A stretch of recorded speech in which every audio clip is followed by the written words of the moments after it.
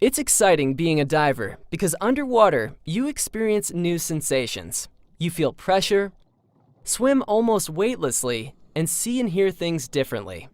These result from the different physical properties that water and air have and relate directly to your safety and enjoyment as a diver.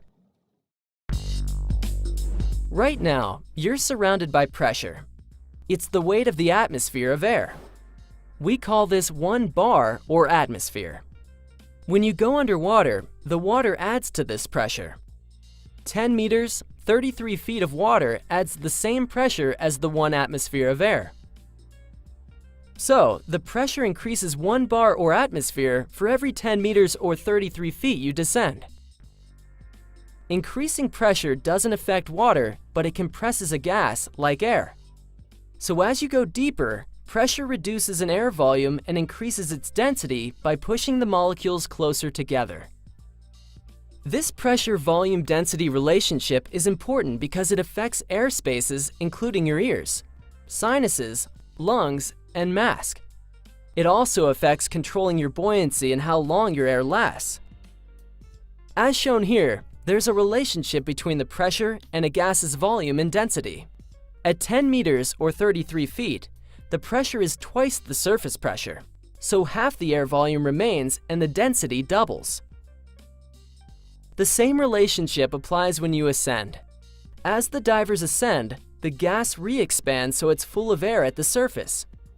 But what would happen if the divers inflated a balloon and sealed it at depth, then ascended?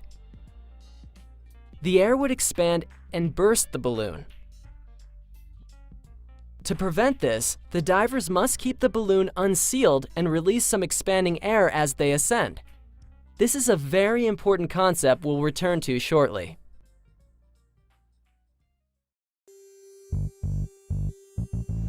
As you descend, water pressure compresses the air in your body air spaces. When descending, this primarily affects your ears, sinuses, and mask. A squeeze is discomfort caused by the imbalance between the water pressure and the airspace. A squeeze can injure you if you continue to descend. But you can prevent a squeeze by adding air to air spaces to balance the pressure. This is called equalization. Equalize your ears and sinuses by blowing gently against your blocked nostrils, or by swallowing and wiggling your jaw. Blow through your nose into your mask to equalize your mask. Equalize frequently as you descend before you feel discomfort. You shouldn't ever feel pain. If you can't equalize, stop your descent. Signal your buddies or the instructor. They can't tell that you're having difficulty unless you do. Ascend slightly and try again. If you still can't equalize, discontinue the dive and try another day. Continuing to descend with unequalized air spaces can lead to serious injuries. A cold or allergy that causes congestion can make equalizing difficult or impossible, so don't dive until you're well. Equalize gently. Never attempt a forceful and/or extended equalization. A forceful extended equalization can cause serious, permanent ear injuries. Earplugs create an airspace that you can't equalize, so don't use them while scuba diving. Increasing pressure may affect other body airspaces. It's rare, but an airspace can form under a tooth filling and cause discomfort. There's no way to equalize this, but your dentist can correct it.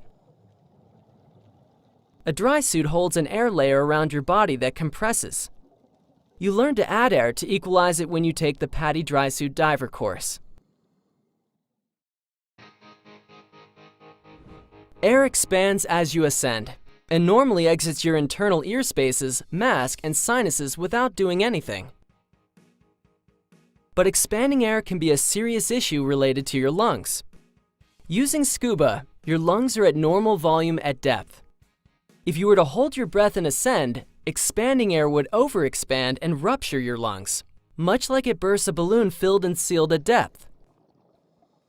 For this reason, the most important rule in scuba diving is to breathe continuously and never, ever hold your breath. Even small depth changes can cause lung overexpansion injuries. If you hold your breath, lung overexpansion can cause severe injuries, including paralysis and death.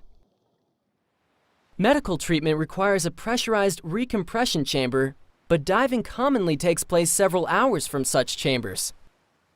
But while lung overexpansion injuries are very serious, they are also very easy to avoid. Breathe continuously and never hold your breath while scuba diving. This way, during ascent, expanding air escapes without issue.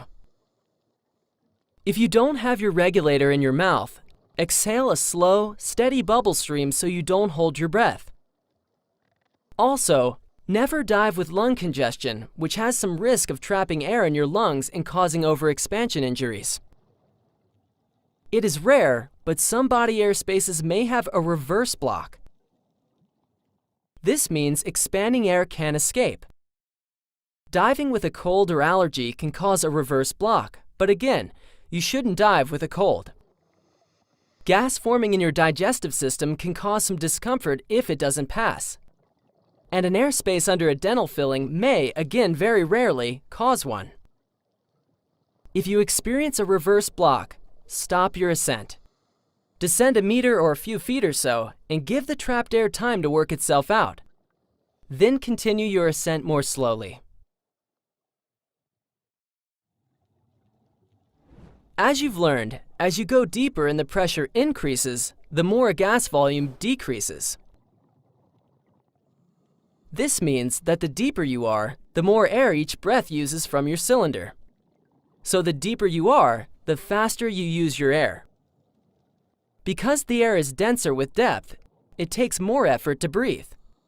Take slow, deep breaths while scuba diving. Pace yourself and avoid getting winded or out of breath. If you have a problem, stop and maintain or restore slow, deep breathing. As a scuba diver, 1. Breathe continuously and never ever hold your breath. 2.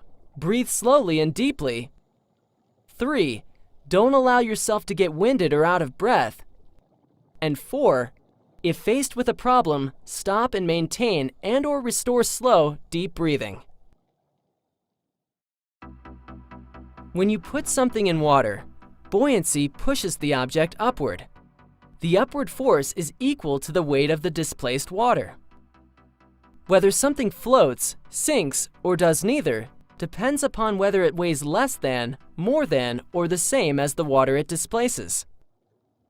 As a diver, you primarily use your weight system in BCD, buoyancy control device, to control your buoyancy. As you descend, you tend to lose buoyancy. You add air to adjust for the change. When you come up, you become more buoyant, so you vent air to adjust. You'll discover that even breathing changes your buoyancy. It increases slightly when you inhale and decreases slightly when you exhale. By mastering buoyancy control, you enable yourself to control your descent and ascent rates, to stop at any depth, to save energy, to stay off the bottom, or to float comfortably on the surface.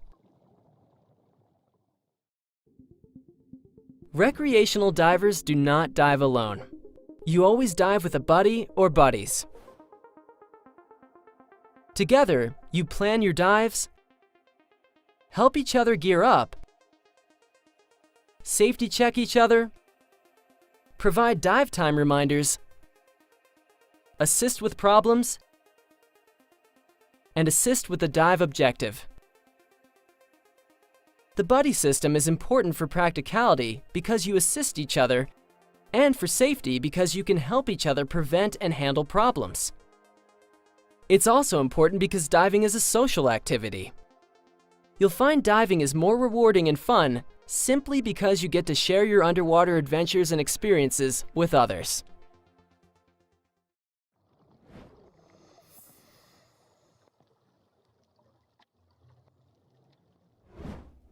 Without the equipment that adapts you to going underwater, diving's impossible. So to become a diver, you need to learn about scuba gear, the basics on how it works, and how to choose it. Like most divers, you'll probably enjoy getting to know your gear.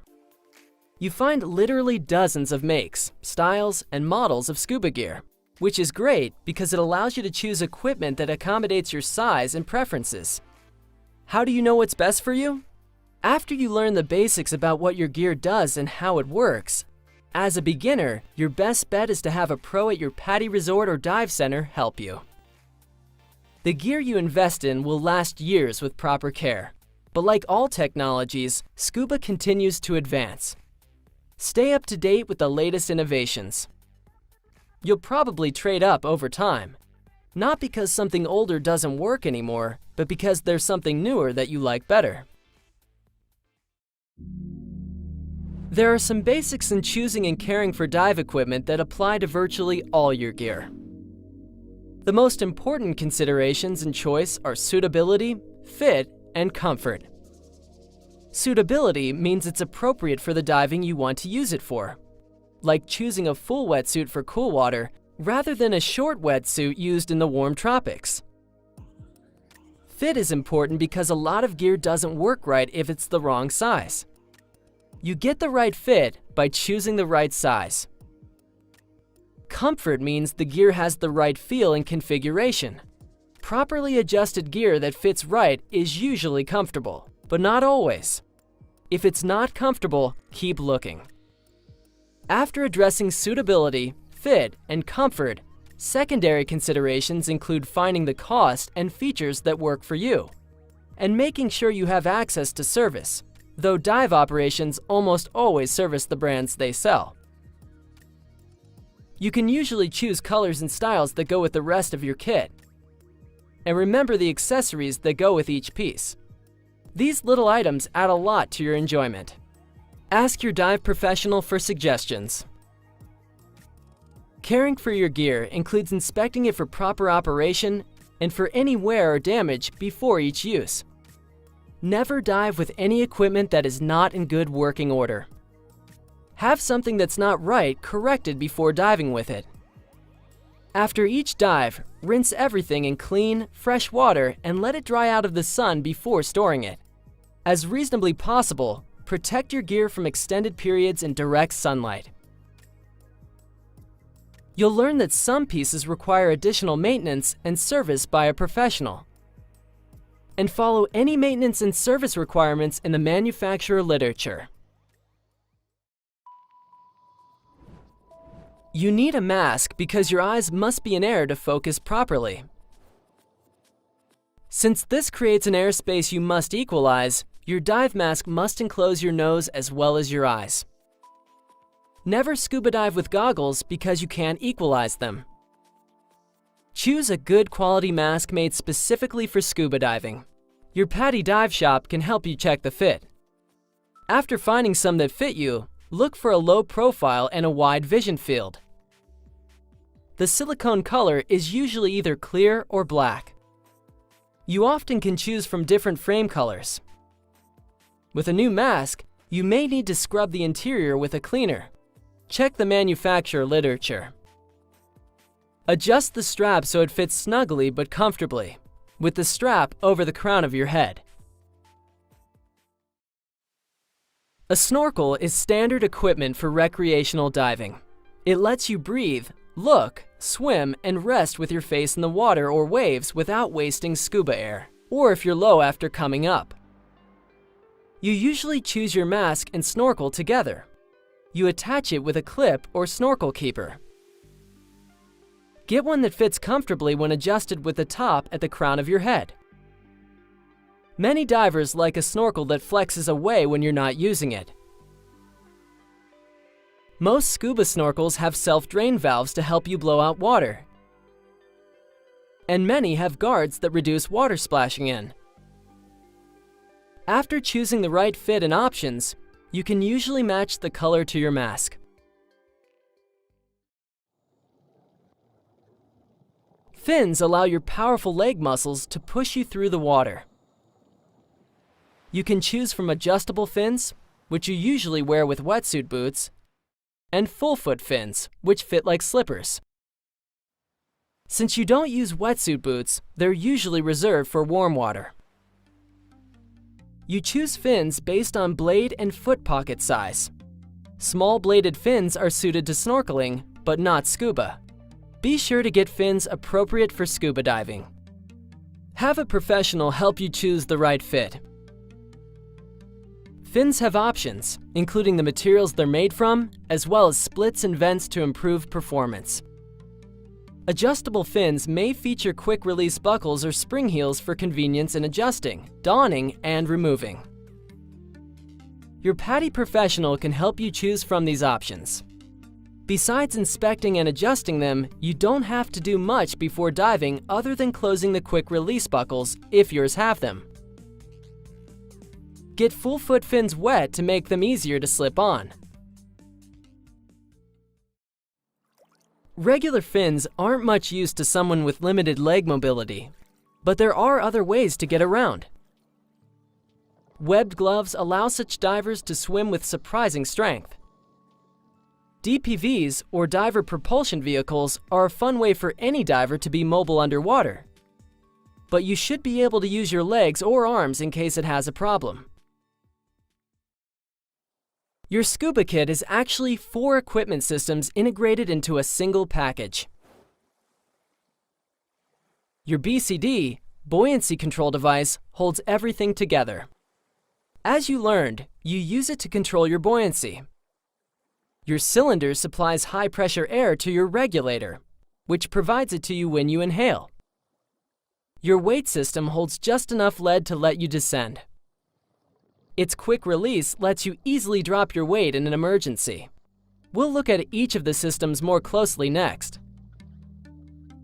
Scuba gear is generally interchangeable, but because everything integrates, you usually select your scuba kit as a package that puts everything together to meet your preferences.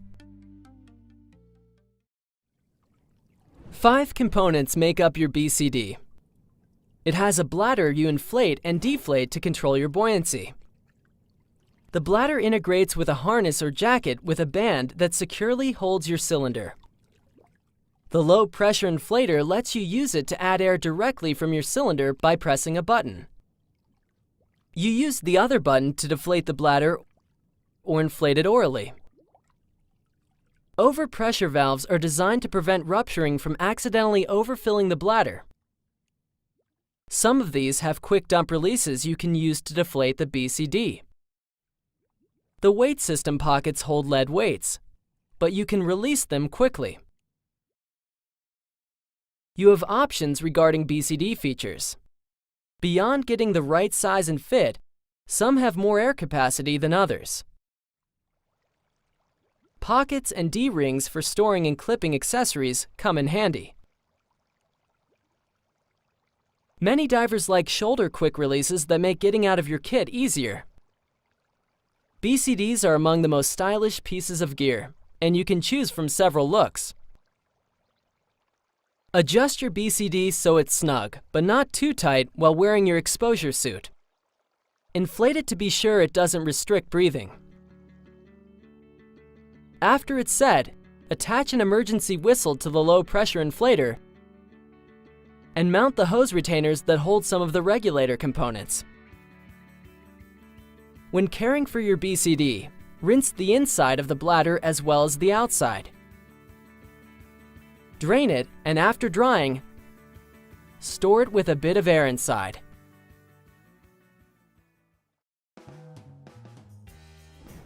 Your regulator has 5 components. The first stage attaches to the cylinder valve and supplies air to the other components. You breathe from the second stage. It delivers air only when you inhale, or when you press the manual purge button. Your alternate air source is a second stage on a longer hose that you use to share in an emergency. You'll learn about other types of alternate air sources too. The low-pressure inflator hose supplies air to your BCD inflator, and your SPG, submersible pressure gauge, tells you how much air you have. An SPG may be separate or part of your dive computer, and it may be on a hose or use a transmitter that sends air supply information to your dive computer. Ease of breathing is the most important consideration when you choose a regulator. Modern regulators meet the requirements for recreational diving, but the higher-end models usually breathe the easiest. You'll choose between the yoke system or the DIN system. Many divers choose DIN with yoke system adapters. You can adjust many higher-end regulators to keep the breathing optimal. Some have pre-dive switches that avoid accidental air release when it's not in your mouth. Besides the popular second stage on a longer hose as your alternate air source, you may opt for an alternate inflator regulator, which combines a second stage with your BCD inflator. Some divers carry independent pony bottles, which would allow them to handle an air supply problem without buddy assistance. Preparing your regulator requires attaching these components to the appropriate ports, which you should leave to a scuba professional. Regulators are robust and reliable, but have a couple of maintenance considerations. When rinsing, keep the first stage dust cap in place or leave it attached to a cylinder so water doesn't enter the air inlet. Don't press the purge button when rinsing the second stage with fresh water, because doing so could let water flow backward into it. Regulators require professional overhauls every 1 to 2 years. Have your dive center do this as required by the manufacturer. Scuba regulators are surprisingly simple. Air flows from the first stage to the second stage, which you can think of as a cup with a mouthpiece, a flexible diaphragm, and one-way valves. When you inhale, water pressure causes the diaphragm to flex inward, depressing the air valve lever. This releases air that you breathe in. When you exhale, the diaphragm relaxes, the lever rises, and the valve closes. One-way valves vent your exhalation into the water, where it rises as bubbles. Although there are variations, it is this simple design that makes scuba diving possible. Your scuba cylinder, sometimes called a tank, holds high-pressure breathing air. Made of steel or aluminum alloy, it has a chrome-plated valve that turns open and closed to enable or disable airflow to the regulator. You can choose from different sizes, and you match your regulator with respect to a yoke valve or DIN valve. Some DIN valves accept an insert so they can take yoke regulators too. All cylinders have markings stamped into the metal and labels stuck onto them with the working pressure and the dates of pressure tests and inspections. Your dive center checks these when you have your cylinder filled. You may see a cylinder with this marking, which means it's used with enriched air nitrox. You must be certified as an enriched air diver to use these cylinders. You'll learn more about enriched air a bit later. Follow these handling precautions. Don't leave a cylinder standing unattended, especially if your kit's set up. Lay it down, BCD up, so it doesn't fall. Block and restrain cylinders in a boat or car so they can't roll or slide. On boats, keep cylinders in their racks so they can't fall and injure someone or damage equipment. Scuba cylinders require pressure testing every 2 to 5 years, and visual inspection annually. Have your local dive center do these for you. Open and close the valve gently and never completely drain it. Lay your cylinder down before and after diving, but for storage, keep it standing someplace it won't get knocked over, out of excessive heat. Scuba air must be specially filtered and filled with special breathing air compressors. So have your cylinder filled only at a professional dive resort or dive center. As mentioned before, your weight system's most important feature is a quick release that lets you drop enough weight so you float reliably in an emergency. Most BCD weight systems do this with two releasable pockets. It may also have small non-releasable weights you use for trim adjustment, that is, your balance in the water. Your BCD and weight placement determine trim, and your instructor will show you how to adjust it for a level, horizontal position in the water. BCD integrated weight systems are the most popular, but some divers use separate weight belts. Your instructor may also have you use small accessory weights to help adjust your trim. These should be only a fraction of the weight you wear, so they don't need to quick release.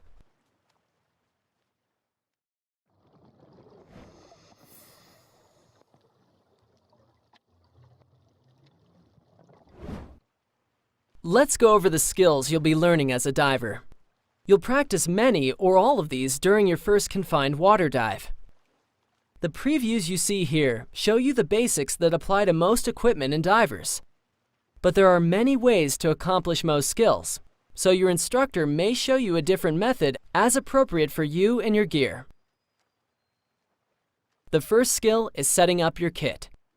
Start by inspecting everything for wear or damage. If you have a new BCD, wet it, or at least the cylinder band. This helps it stay adjusted. Slide the BCD onto the cylinder with the valve opening facing the BCD, to about this height. You can adjust it later to suit your preference. Tighten and then lock the cylinder band. These vary, so get your instructor to help if necessary. Lift everything by the BCD and make sure the cylinder doesn't slip or move. If it does, tighten the band. Remove the first stage dust cap and the cylinder valve cap, if it has one. Make sure there's an O-ring and that it's not damaged. With the yoke system, it's part of the valve opening. With DIN, check here on the regulator. You can't dive without this O-ring. If it's missing or appears damaged, your instructor will show you how to replace it.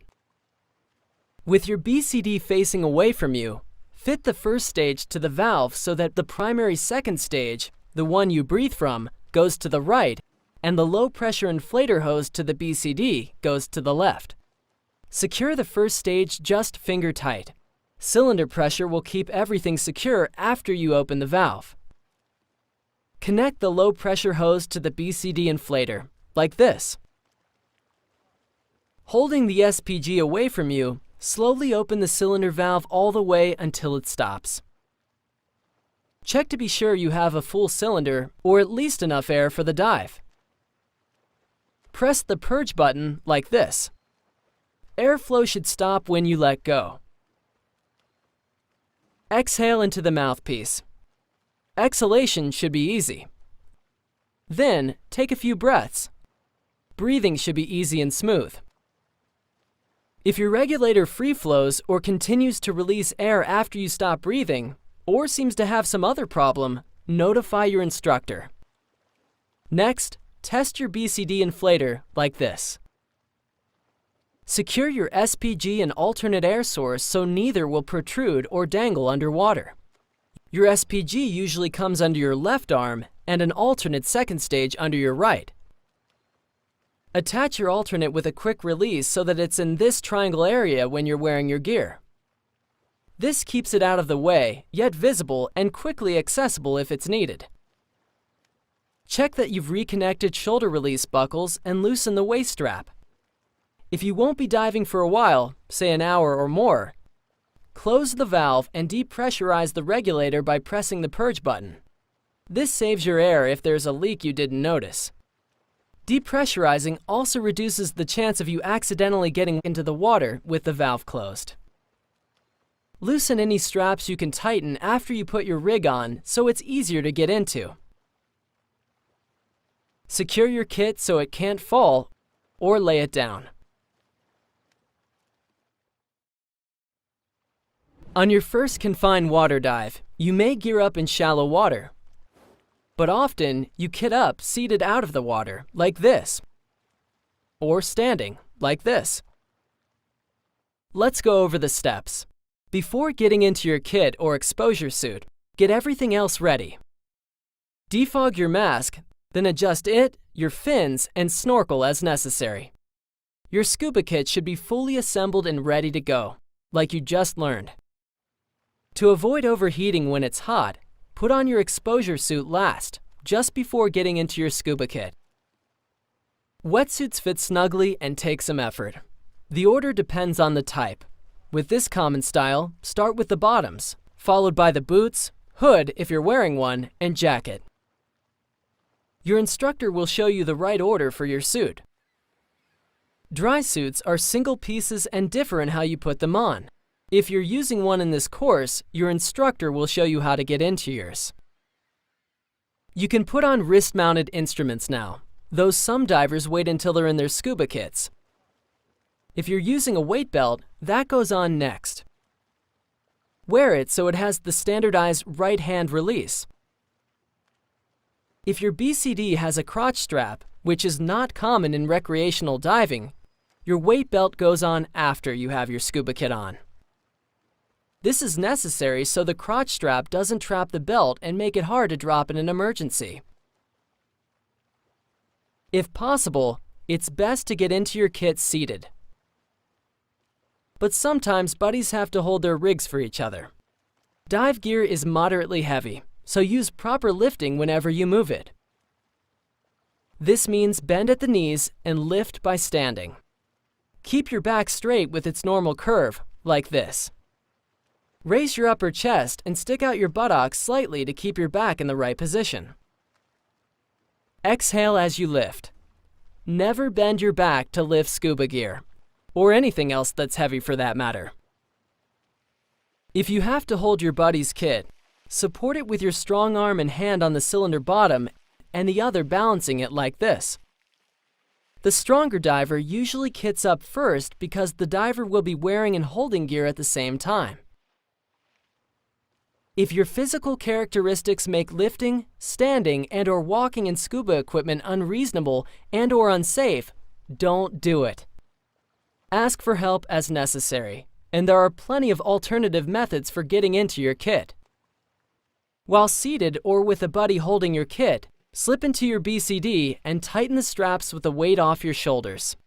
Check for trapped hoses. Then, secure all the releases and buckles. Check the cylinder height by tilting your head. If it touches the first stage, readjust the cylinder lower. When your buddy or buddies are ready, you perform a pre-dive safety check and confirm gear operation, location, and connection for each other. You'll learn the details to this in Section 2. Put your mask on by placing it against your face for a good seal, and then pulling the strap back. Develop good habits by always having your mask on in the water, even at the surface. This protects your eyes from unexpected splashes and waves, and lets you see underwater to check your buddy's gear, for instance, if you have to deal with a sudden problem. It also keeps the defog from washing out.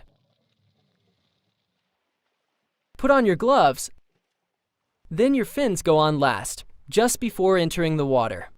Buddies help steady each other, donning fins one at a time. Don't forget to wet full-foot fins so you can put them on easier. Avoid walking with fins on as much as possible. Put them on as close to the water as you can. If you must walk while wearing them, be cautious and walk backwards so you don't trip over the blade. Sometimes you put your fins on after you enter the water, like when training in a pool. At this point, you're ready to get in, using one of several possible entry techniques you'll learn during the course. You constantly use your BCD to control your buoyancy. Before entering, partially inflate it so you will float, say about 1/3. Inflate using short bursts, like this. You can also inflate it orally, which you'll practice. To deflate your BCD in the water, breathe from your regulator and raise and depress the exhaust button like this. Air will vent from the BCD and you'll descend. During the course, you practice using your BCD until you can stay neutrally buoyant, like being weightless, whenever you want.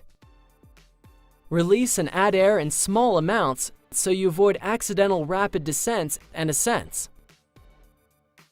For the first dive, you'll use your BCD primarily at the surface. Make a habit of floating positively buoyant with your mask on, breathing from your snorkel or regulator. Inflate your BCD before entering the water, and inflate it first thing when you come up from a dive. If you have a problem at the surface, immediately make yourself buoyant. Inflate your BCD. Later, you'll also learn to drop your weight so you're buoyant. When everything's set, your instructor will have you go underwater using scuba. Your first breaths underwater are exhilarating. Breathing underwater is one of the unique experiences that makes diving special. Enjoy the moment. Breathe slowly, deeply, and don't hold your breath. Chances are, you'll never forget your first breath underwater. You can't talk using standard recreational scuba gear, so you and your buddies use hand signals. Here are some widely accepted signals, but you may learn some regional ones as well as make some up with your buddies for the circumstances. Okay or okay. Stop. Go up or end the dive. Something's wrong. Which way? Boat. Ears not clearing. Come here. Watch me. Get with your buddy. Hold hands. You lead, I'll follow. Down or descend. Low on air. Out of air. Share air. Slow down or calm down. Breathe.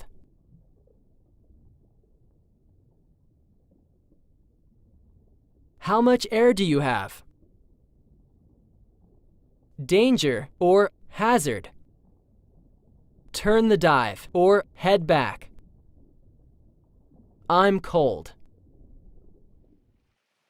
At the surface, you use large signals that are more visible from a boat or shore. This means okay or okay. If you can only use one hand, it's like this. This means distress or help me. Your instructor may show you additional signals that apply to training. You find that you understand signals in context with what's happening. See if you can figure out what these divers are saying.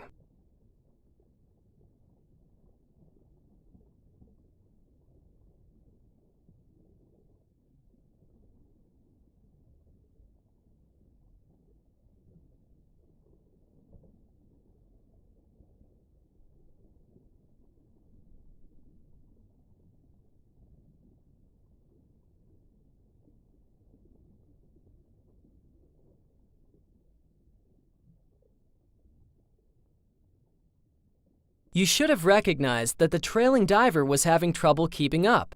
He signaled stop and something is wrong. The buddy replied to stop, breathe, and slow down. That is, take it easy and to catch his breath. The diver signaled let me rest a little. A little is not an official signal, but you can tell what he meant. This is normal diver communication.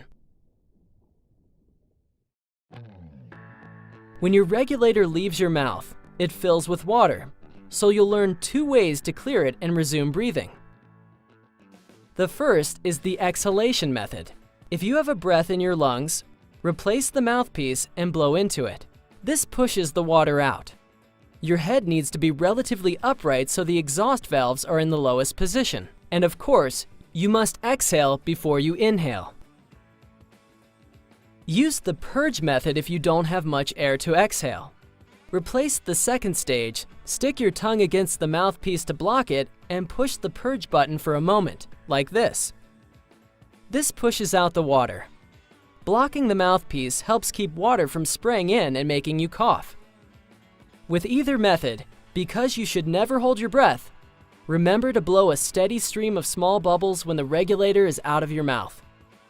It helps to make a continuous ah sound so you keep your airway open. After clearing, inhale your first breath gently and cautiously, in case there's residual water. If you release your second stage, depending upon your position, it may drop in front of you or it may end up behind your shoulder out of sight. To recover with the arm sweep method, in a relatively upright position like this, lower your right shoulder. Extend your right arm backward along your cylinder, then sweep outward like this to locate the hose. Follow the hose to the second stage, replace and clear it. With the reach method, reach back to the first stage, find where the hose attaches and follow it out like this.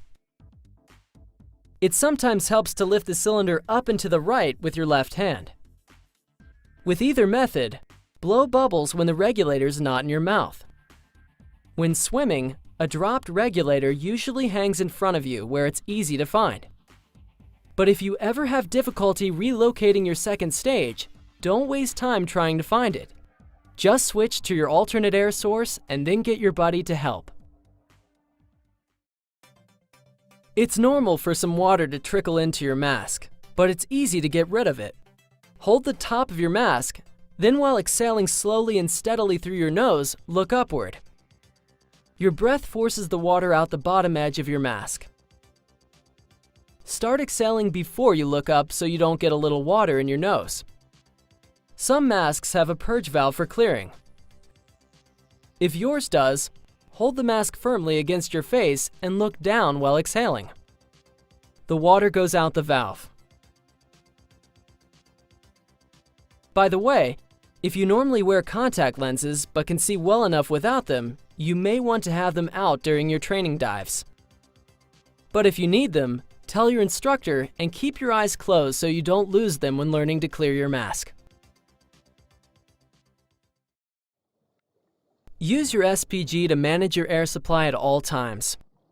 With good air monitoring and management habits, you avoid running out of air, so they're obviously important habits to develop. With a full cylinder, your SPG reads close to the cylinder working pressure. Pay attention to how fast you use your air. You'll notice you use it faster as you exert more and when you dive deeper. With experience, you get a feel for how much air you use. Also with experience, you'll use less air as you relax, control your buoyancy better, and move more efficiently. Note the caution zone, which indicates when you have 50 bar or 500 psi left.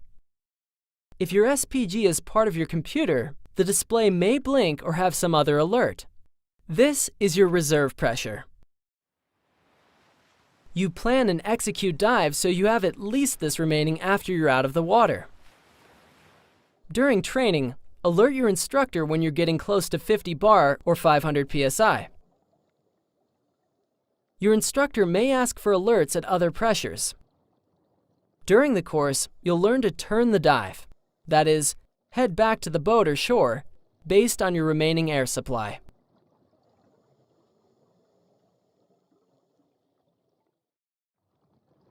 You learned about equalization earlier.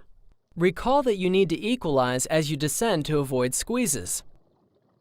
Equalize gently and often, every meter or few feet. Equalize your mask by blowing into it from your nose.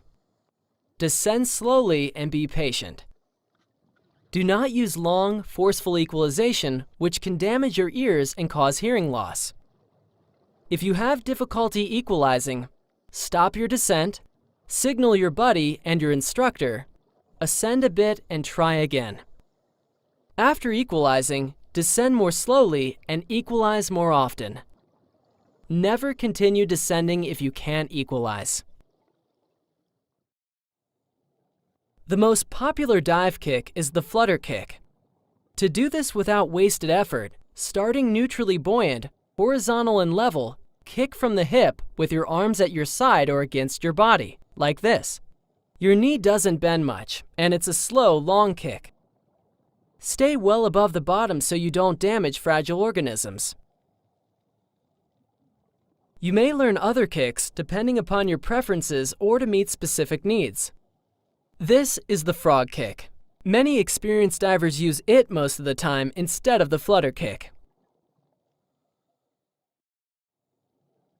With proper air management, an air supply emergency should be highly unlikely. But as a diver, you'll know how to manage the problem should it occur. Were you to find yourself out of air, if possible, you would use an alternate air source, most commonly provided by your buddy. Signal out of air and share air. Your buddy responds by providing her alternate second stage, though you can secure it yourself if she doesn't. If your buddy uses an alternate inflator regulator, she switches to it and provides you the primary from her mouth. Either way, secure the alternate, clear it, and begin breathing. Grip each other's right forearms like this. This keeps you together and leaves your left hand free to deflate your BCD and control your buoyancy as you ascend. Take just a moment to get settled if you need to, then ascend at a safe rate to the surface. You'll learn to ascend at a safe rate with your buddy. Signal up to your buddy. Start your ascend by swimming upward. You should not need to put air in your BCD. As you come up, look up, reach up, and come up slowly, like this, staying with your buddy and checking overhead regularly. Breathe normally and don't hold your breath. Ascend slowly. Your computer may warn you if you go too fast. Remember what you learned about expanding air? As you come up, the air in your BCD expands, so you have to vent some to keep from becoming too buoyant. Release small, regular bursts like this. During your first confined water dive, your instructor may do this for you. When you reach the surface, keep breathing from your regulator while you inflate your BCD. Once you're floating comfortably, you can switch to your snorkel. Again, make a habit of keeping your mask on and either your snorkel or regulator in your mouth while at the surface. If you need to float in an emergency, one option is to drop your weights, especially if you don't have air in your cylinder or have a BCD problem. Never hesitate to drop your weights at the surface. Remember, you don't have to drop all your weight, just enough to float. Dropping your weight underwater risks an uncontrolled rapid ascent, so you only do it if you're unsure you could reach the surface any other way. When you practice with your instructor, first make sure no one's below you. Breathe from your regulator and simulate a BCD problem by deflating it. You may have to kick to stay up. Then, quick release your weight, pull it well clear, and drop it. You'll float right up. After surfacing in an out-of-air emergency, or if you disconnected a runaway inflator, your BCD low-pressure inflator won't work, so you use oral inflation. At the surface, hold the BCD inflator-deflator with your left hand. Inflate by blowing into it while depressing the same button you usually use to deflate. Remove your mouthpiece, kick upward taking a breath, and blow about half to 2/3 of it into your BCD as you settle back into the water, like this. Repeat this until you're positively buoyant. Be sure to release the deflator button when you're not blowing in. Otherwise, the BCD will deflate, of course. How you exit the water depends upon the environment and your physical needs. You'll probably learn and practice several techniques.